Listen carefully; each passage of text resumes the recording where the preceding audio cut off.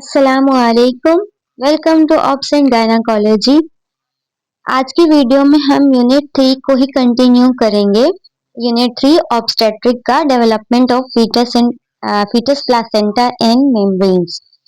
हमने development of foetus भी पढ़ लिया, फीटस कैसे बनता है, प्लासेंटा को हम पढ़ेंगे और आज हम मेम्ब्रेन्स को डिस्कस करेंगे। मेम्ब्रेन्स तो हमने पढ़ ली थी अर्ली, जो आपके पास एम्ब्रियोनिक स्टेज था उसी में मेम्ब्रेन्स की फॉर्मेशन हो चुकी थी। तो आज हम पढ़ेंगे उन मेम्ब्रेन्स के अंदर, उस एमनियोटिक सैक के अंदर जो एमनियोटिक फ्लूइड होता है जिसे लाइकर कहते हैं, वो लाइकर कैसे बनता है और उस लाइकर का क्या फंक्शन होता है।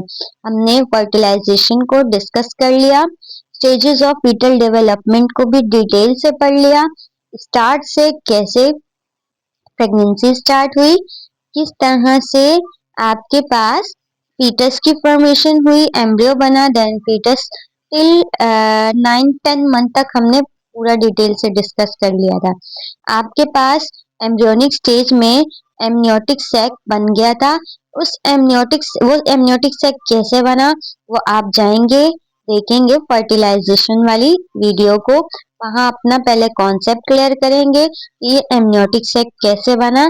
देन आप यहाँ से देखेंगे कि उस एमनियोटिक सैक के अंदर वो एमनियोटिक फ्लूइड कैसे बना है और उस फ्लूइड का क्या फंक्शन होता है। तो आज की वीडियो में हम फॉर्मेशन ऑफ मेम्ब्रेन्स हम पढ़ चुके हैं, हम एमनियोटिक फ्लूइड को डिस्कस करेंगे डिटेल से।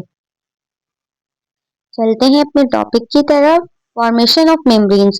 चलिए मेम्ब्रेन्स को देखते हैं कि मेम्ब्रेन्स के एमनियोटिक सैक तो हमारे पास बना था, लेकिन वो सैक क्या है, एक मेम्ब्रेन से बना हुआ सैक है। सैक मतलब कि एक पाउच है, एक थैली है। वो थैली मेम्ब्रेन से मिलकर, टू मेम्ब्रेन से मिलकर वो एक थैली बनी हुई होती है जिसके अंदर लाइकर होता है, एमनियोटिक फ्लूइड होता है। Membranes are formed by an embryonic tissue. Membranes embryonic tissues से ही मिलकर बनी होती हैं। हमने एम्ब्रियोनिक डेवलपमेंट में पढ़ा था हमारे पास ब्लास्टोसिस्ट की फॉर्मेशन होती है। तो ब्लास्टोसिस्ट की फॉर्मेशन में हमारे पास तीन चीजें बनती हैं, एक ट्रोफोब्लास्टिक सेल जो प्लासेंटा बनाते हैं, दूसरा एम्ब्रियोनिक सेल्स जो एम्ब्रियो बनाते हैं, जो बाद में फीटस बनता है, और आपके पास एमनियोटिक सैक एक कैविटी बनी थी, उस कैविटी में आपके पास ये मेम्ब्रेन्स होती हैं। मेम्ब्रेन से आपके पास वो सैक बनता है। अब देखें जैसे कि आपके पास ट्रोफोब्लास्टिक सेल थे, ये हमारे पास ब्लास्टोसिस्ट का स्ट्रक्चर है। ये कैसे बना, इसके लिए आपको फर्टिलाइजेशन टिल इम्प्लांटेशन वाली वीडियो को आपने देखना होगा। ये आपके पास इनर सेल मास थे जो फीटस बना रहे थे, और ये आपके पास क्या बन रही है, एक खाली कैविटी बन रही है। अब ये कैविटी ऐसे ही तो नहीं बन रही ना, आपके पास कैविटी एक शॉपर है, वो शॉपर के अंदर आपने पानी डालना है, तो वो पानी किसी कवरिंग के अंदर है। वो शॉपर जो है वो एक कवरिंग से, लेयर से बना हुआ है। तो इसी तरह से एमनियोटिक फ्लूइड भी दो मेम्ब्रेन से बना हुआ होता है मिलके। अब हम इसको अलग करके देखते हैं। ये आपके पास क्या है, एमनियोटिक सैक है, वो बैग है जिसके अंदर फ्लूइड ने फिल होना है, जमा होना है, और इसी बैग के अंदर ही बेबी भी 9 मंथ तक रहता है। डिलीवरी के टाइम पर ये बैग रप्चर होता है, ये मेम्ब्रेन रप्चर होती है और इसमें से पानी निकलता है, और पानी निकलता है और वो बच्चा भी इसी में से निकल के डिलीवर होके बाहर जाता है। तो आपके पास ये देखें, ये जो अंदर वाली लेयर है जो किसके कांटेक्ट में आ रही है, इस एमनियोटिक फ्लूइड के कांटेक्ट में आ रही है, उस लेयर को हम कहते हैं एमनियन। और एक आपके पास ये आउटर लेयर है, ये आउटर लेयर आपके पास किसके कांटेक्ट में आ रही है, ये आउटर लेयर आपके पास प्लासेंटा के लेयर कांटेक्ट में आ रही है, और ये फीटस को पूरा प्रोटेक्ट किए हुए है बाहर से, फीटस को भी प्रोटेक्ट किए हुए, और ये प्लासेंटा के कांटेक्ट में भी। यहाँ पर प्लासेंटा होता है जो यूट्रस की वॉल में इम्प्लांट होता है, वो कैसे होता है वो हम प्लासेंटा की डेवलपमेंट में पढ़ेंगे। तो आपके पास ये जो आउटर लेयर है जो फीटस को प्रोटेक्ट करती है और जो प्लासेंटा को कवर किए होती है, उसे हम कहते हैं कोरियन। तो ये दो मेम्ब्रेन्स मिलके आपके पास क्या बनाती हैं, एमनियोटिक सैक बनाती हैं। Membranes are form by embryonic tissue से बनता है, दो मेम्ब्रेन्स है, amnion and chorion develops around 8 to 10 days post fertilisation. वही बात है कि 8 से फर्टिलाइजेशन के 8 से 10 दिन में बन जाती है जब आपके पास ब्लास्टोसिस्ट की फॉर्मेशन होती है सराउंडिंग द एम्ब्रियो, एम्ब्रियो को सराउंड किया होता है, forming a fluid fill cavity. वही कैविटी बनाते हैं ब्लास्टोसिस्ट के स्टेज में जिसे हम एमनियोटिक सैक कहते हैं। Amnion inner layer directly surround the embryo. Inner layer है, inner layer directly surround the embryo मतलब क्या है इसका कि आपके पास एमनियोटिक सैक है, इसी सैक के अंदर क्या होता है एम्ब्रियो या फीटस रहता है। तो ये किसके कांटेक्ट में है एमनियोटिक फ्लूइड के, और ये किसको सराउंड कर रही है उस एम्ब्रियो को, उस प्रेगनेंसी को, उस फीटस को सराउंड कर रही है। तो ये एमनियोटिक फ्लूइड के कांटेक्ट में है और डायरेक्ट एम्ब्रियो को सराउंड कर रही है, इसीलिए इसे हम क्या कहते हैं एमनियन कहते हैं। Korean outer layer separating amnion from maternal tissue. ये आउटर लेयर है जिसे हम कोरियन कहते हैं। अब ये मैटरनल टिश्यू से कैसे सेपरेट कर रही है, ये यूट्रस है, ऊपर ये अम्बिलिकल कॉर्ड निकली हुई है और यहाँ पर आपके पास प्लासेंटा है। क्लियर है? तो ये आउटर लेयर की ही वजह से ये जो बेबी है वो प्लासेंटा और यूट्रस के वॉल्स से क्या है प्रिवेंटेबल है। बच्चा जो मूव करता है वो इस सैक के अंदर अंदर रहता रहकर मूव करता है या अपनी जो भी एक्टिविटी करता है वो इस थैली के इस पैक के अंदर अंदर रहकर ही अपनी एक्टिविटीज को परफॉर्म करता है। अगर ये थैली ना हो, ये बैग ना हो तो बच्चा तो कितना मूव करता है एब्डोमेन में, तो बच्चे की मूवमेंट से प्लासेंटा भी डैमेज हो सकता है, बच्चे की मूवमेंट से यूट्राइन मसल्स भी डैमेज हो सकते हैं। इसीलिए अल्लाह पाक का निजाम है बच्चा जो है इस कोरियन के एमनियन के अंदर प्रोटेक्टेड रहता है। तो आउटर लेयर जो सेपरेट करता है एमनियन को मैटरनल टिश्यू से। आई होप आपको क्लियर हुआ होगा कि मेम्ब्रेन्स कैसे बनी है। 2 मेम्ब्रेन्स होती हैं आपके पास, आपको पता होना चाहिए, एक एमनियन दूसरा कोरियन। एमनियन आप एमनियोटिक फ्लूइड से या एमनियोटिक सैक से इसको याद रखें, जो डायरेक्ट एमनियोटिक सैक के अंदर वाली लेयर है जो सराउंड कर रही है एम्ब्रियो को, जो डायरेक्ट एमनियोटिक फ्लूइड के कांटेक्ट में आ रही है वो एमनियन है, और जो आउटर लेयर है वो कोरियन है। यहाँ देखिए आपको पिक्चर में भी बताया गया है, ये फीटल मेम्ब्रेन शो की गई है, ये आउटर है जो कोरियन है और ये इनर है जो एमनियन है। ये आपके पास एम्ब्रियो है, ये एमनियोटिक कैविटी है, इसके अंदर पूरा फ्लूइड होता है। ये देखिए आपके पास ये ग्रेइश कलर में एमनियोटिक कैविटी है, इसके अंदर एमनियोटिक फ्लूइड होता है, और ये आपके पास पर्पल कलर में एम्ब्रियो बन रहा है। क्लियर है? और ये पिंक कलर की लेयर है जिसने एक जो किसके कांटेक्ट में आ रही है एमनियोटिक कैविटी एमनियोटिक फ्लूइड के कांटेक्ट में आ रही है, और साथ में इसने बेबी को सराउंड किया हुआ है। और ये देखिए आउटर लेयर है, आउटर लेयर कोरियन जो प्लासेंटा के कनेक्शन में आ रही है। आपने देखा होगा प्लासेंटा डिलीवर होके आता है तो उसके ऊपर मेम्ब्रेन्स लगी हुई होती हैं। ये आपके पास फीटल मेम्ब्रेन्स का स्ट्रक्चर है। अब क्या है एमनियोटिक फ्लूइड। ये एमनियोटिक फ्लूइड, ये देखिए आपको यहाँ बेबी नजर आ रहा है छोटा सा, ये एक बैग के अंदर, एक पाउच के अंदर, वाटर बैग के अंदर है। ये वाटर बैग ही क्या है एमनियोटिक फ्लूइड है, एमनियोटिक सैक है जिसके अंदर एमनियोटिक फ्लूइड है। आप जिस तरह से फिश होती है, फिश पानी के बगैर नहीं रह सकती, अगर वो पानी में है तो वो फिश सेव है, उसकी जान बची हुई है। लेकिन जैसे ही आप उस मछली को पानी से निकाल देते हैं तो कुछ ही टाइम में वो मछली की डेथ हो जाती है। तो इंट्रा यूट्राइन बच्चे की एग्जाम्पल उस मछली जैसी ही है। जब तक बच्चा इस पानी के अंदर है बच्चा महफूज है, बच्चा जिंदा है, बच्चा सेफ है।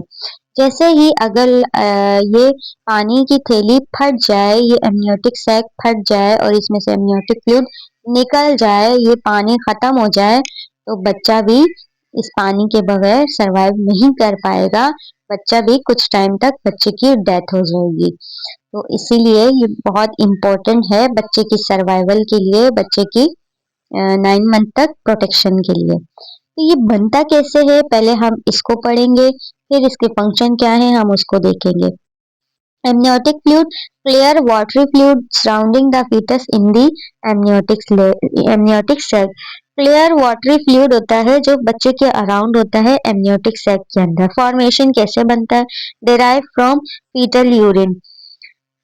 जो बच्चे का ये एमनियोटिक फ्लूइड होता है ये बच्चे का अपना ही यूरिन होता है। 70 to 80% एमनियोटिक फ्लूइड बच्चे की अपनी किडनीज बना रही होती हैं। बच्चे की किडनीज फंक्शनल होती हैं और वो जो यूरिन बना रही होती है वही यूरिन इस बैग में जमा होता रहता है। ये बच्चे का अपना यूरिन होता है।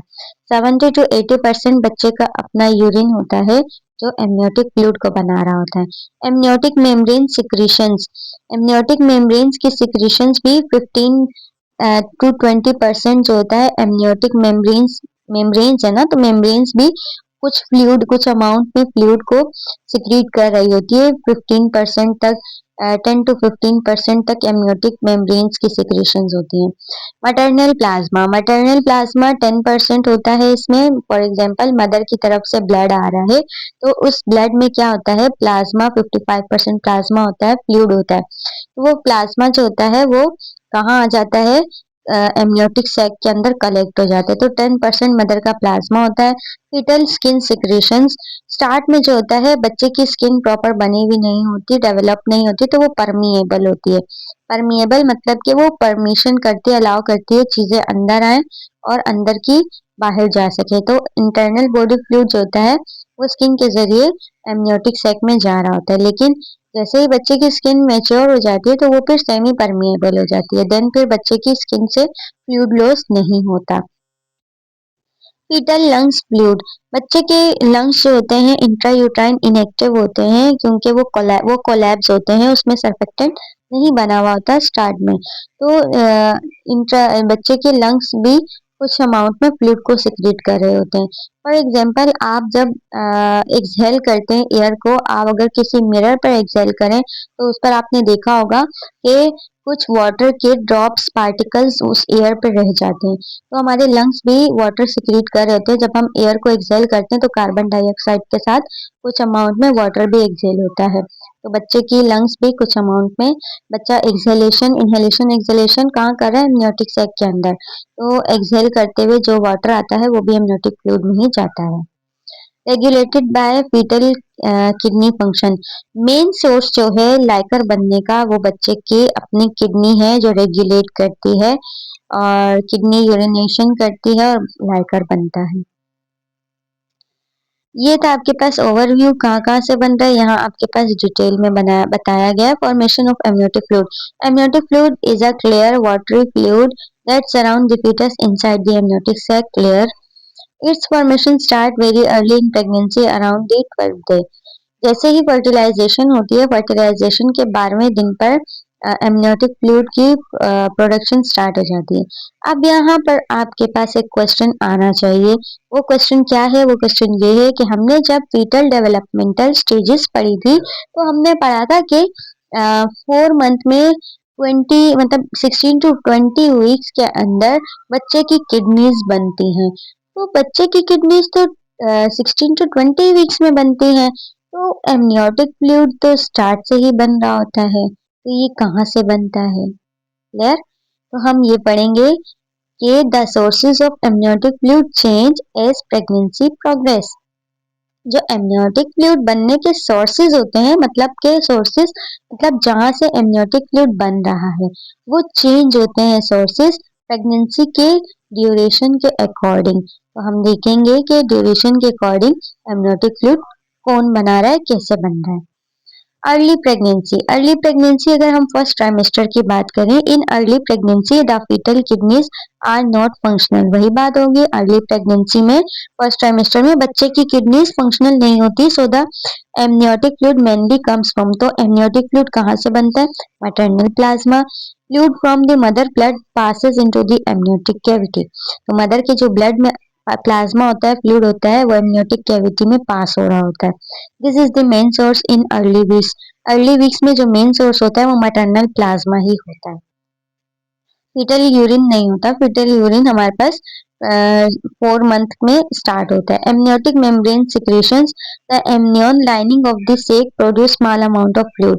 तो एमनियन जो होती है वो खुद भी कुछ अमाउंट में फ्लूइड को सिक्रीट कर रही होती है। Foetal skin secretions early foetal skin is permeable. Early जो फीटल स्किन होती है वो परमिएबल होती है, वो अलाउ कर रही होती है, तो बच्चे की अपनी बॉडी का फ्लूइड भी एमनियोटिक सैक में जमा हो रहा है, अलाउइंग फ्लूइड एक्सचेंज।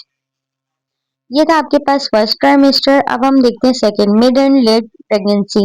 मिड मतलब सेकंड ट्राइमेस्टर, लेट मतलब थर्ड। तो सेकंड और थर्ड ट्राइमेस्टर में क्या होता है, as the foetus grow the kidney start working. जैसे ही बच्चा बढ़ता है सेकंड ट्राइमेस्टर में ही बच्चे की किडनीज वर्किंग करना स्टार्ट कर देती हैं। Now the main source of amniotic fluid becomes the foetus urine. अब जो मेन सोर्स है एमनियोटिक फ्लूइड का वो बच्चा खुद ही है। कैसे है, फीटल यूरिन 70 to 80%। अब बच्चे का यूरिन 70 to 80% तक लाइकर बना रहा होता है। मेन सोर्स बच्चे का लाइकर बनने का यही फीटल यूरिन ही है।